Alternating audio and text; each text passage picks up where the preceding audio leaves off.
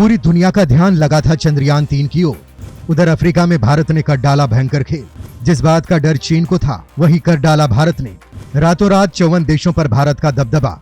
अचानक आधी दुनिया भागी भारत की तरफ। दोस्तों, अगर आप भारत के चंद्रयान-3 मिशन को लेकर बेहद उत्साहित हो रहे हैं, तो आपके लिए भारत ने खुश होने का एक और कारण दे दिया है। और यकीन मानिए, भारत ने जो काम किया है, परिस्थिति को देखते हुए भारत सरकार ने जो रणनीतिक गेम खेला है, इस गेम के बाद अब यकीन नहीं करेंगे ये जानकर कि आधी दुनिया यानी करीब 54 देश भारत की तरफ भागना शुरू कर चुके हैं। भारत ने कूटनीतिक गेम खेलते हुए चीन का पत्ता ही साफ कर दिया है। वहीं रूस यूक्रेन युद्ध को लेकर पहले जहां अमेरिका ये बोल रहा था कि इस युद्ध से भारत को सबसे ज्यादा नुकसान होगा, भारत ने अमेरिका की इस भविष्यवाणी को एकदम से गलत साबित कर दिया है।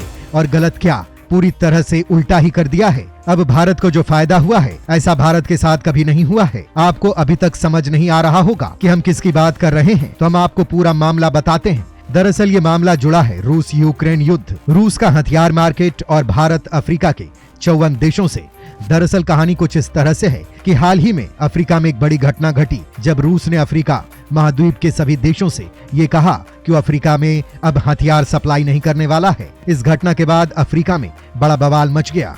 दोस्तों, अगर आप नहीं जानते तो हम आपको बता देते हैं कि अफ्रीकी महाद्वीप के जितने भी देश हैं, वहां पर रूस सबसे ज्यादा हथियार बेचता है। वो यहाँ पर सबसे पहले नंबर पर है। अफ्रीकी महाद्वीप को रूस, अमेरिका, यूरोप और चाइना से भी ज्यादा हथियार बेचता है। लेकिन पिछले 1 साल से भी ज्यादा वक्त से चल रहे रूस यूक्रेन युद्ध की वजह से रूसी थल सेना को खासकर बहुत बड़ा नुकसान झेलना पड़ा है। इनके आधे से ज्यादा टैंक तबाह किए जा चुके हैं। इसके अलावा जो इनके आर्म्ड व्हीकल हैं, मिलिट्री ट्रक से लेकर जो अन्य सैन्य सामान और रॉकेट लॉन्चर थे, वो भी 30 से ज्यादा % तक खत्म हो चुके हैं। और इसलिए रूस को अपनी सेना के लिए भी भारी मात्रा में हथियार की जरूरत है।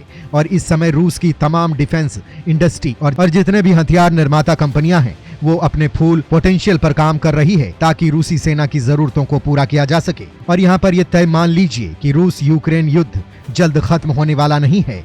ये युद्ध कम से कम 1.5-2 साल और खिंच सकता है। और उसके बाद भी रूस को हथियार की जरूरत पड़ती रहेगी, क्योंकि युद्ध में जो इनकी इन्वेंट्री यानी कि जो हथियार भंडार रहे हैं, वो लगभग खाली हो चुका है। ऐसे में दोबारा उसे फिलअप करना होगा। इसमें 5 साल से ज्यादा का वक्त लग सकता है। इसलिए रूस ने और नए ऑर्डर अफ्रीका से लेना फिलहाल कम कर दिया है। और कम क्या, ऑलमोस्ट खत्म ही कर दिया है। इसलिए अफ्रीकी महाद्वीप का हथियार मार्केट में एक बहुत बड़ा सूखा पड़ गया है। वहाँ पर हथियार तेजी के साथ कम हो रहे हैं। अब टेंशन वाली बात ये पैदा हो गई है कि इस जगह को भरेगा कौन, क्योंकि ये बहुत ही ज्यादा मुश्किल काम है। अमेरिका और यूरोप ये काम नहीं कर सकते, क्योंकि उनके हथियार क्वालिटी में तो शानदार होते ही हैं, इसमें कोई शक की बात नहीं है। लेकिन रूसी हथियार के मुकाबले 100% से ज्यादा महंगे होते हैं, यानी कि 2 गुने से भी ज्यादा कीमत में मिलते हैं। और उसके ऊपर से कई बार अमेरिकी यूरोपियन देश अफ्रीकी देशों को हथियार देने से हिचकिचाते भी हैं। इसके उलट अगर अमेरिका यूरोप हथियार देने को तैयार भी हो, तो अफ्रीकी महाद्वीप में 54 देश हैं। 54 में से मुश्किल से 1-2 देश ऐसा होगा जो इन हथियारों को अफोर्ड कर सकता हो।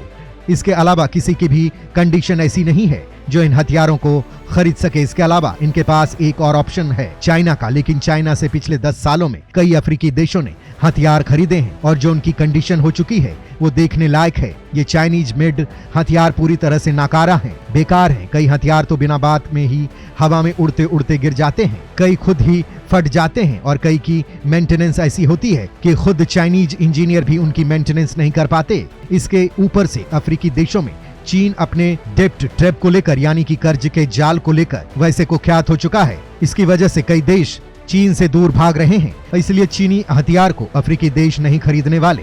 हालांकि अब इन देशों के पास एक सबसे बढ़िया ऑप्शन है, जिसे 54 के 54 देश कंसीडर कर रहे हैं। ऑप्शन ये है कि ऐसा देश हथियार बेचता है जिसके हथियार नेचर में रूसी हथियार के सिमिलर हैं, सस्ते भी हैं और क्वालिटी भी रूसी हथियारों जैसी। सबसे शानदार बात तो ये है कि वो देश पूरी अफ्रीकी महाद्वीप का दूसरे नंबर का सबसे कर्जदार है, जो बहुत ही कम ब्याज दरों पर कर्ज देता है। और कर्ज अगर आप ना भी दें तो भी उनकी जमीनों पर वो कब्जा नहीं करेगा, साथ ही वो कर्ज के जाल में नहीं फंसाता। उस देश का नाम है भारत। जी हाँ, भारत। और इस बात की चर्चा दुनिया भर की मीडिया भी कर रही है। आप अपनी स्क्रीन पर भी देख सकते हैं कि एशियन टाइम्स समेत दुनिया भर की टॉप न्यूज एजेंसी यह कह रही है कि अफ्रीकी महाद्वीप में जो हथियारों की डिमांड इतनी जोरदार तरीके से बढ़ी है, उसे भारत ही सप्लाई कर सकता है, क्योंकि अफ्रीकी देश ज्यादातर रूसी हथियारों से फैमिलियर है, क्योंकि ये देश दशकों से रूसी हथियार का इस्तेमाल करते आए हैं और जो भारत ने खुद हथियार बनाए हैं वो भी रूसी नेचर के हैं, या तो उनके कंट्रोल सिस्टम रूसी हथियारों से ही मिलते जुलते हैं।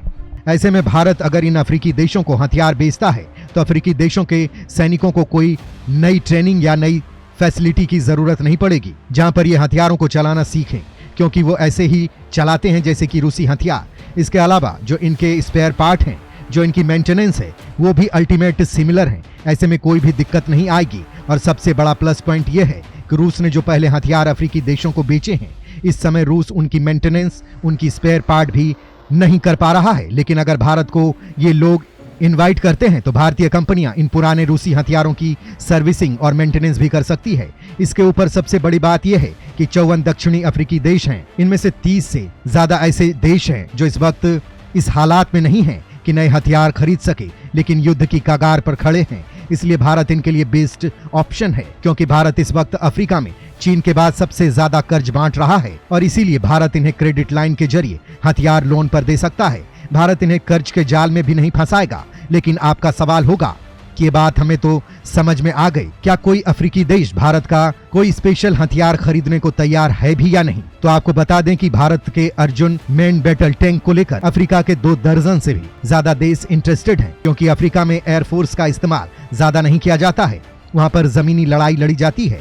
ऐसे में टैंक ही सबसे ज्यादा बेचा जाता है और इसलिए अफ्रीका के बहुत सारे देश भारत के अर्जुन मेन बैटल टैंक को कंसीडर कर रहे हैं और आने वाले कुछ दिनों के अंदर आपको इसको लेकर एक बड़ी खबर देखने को मिल सकती है।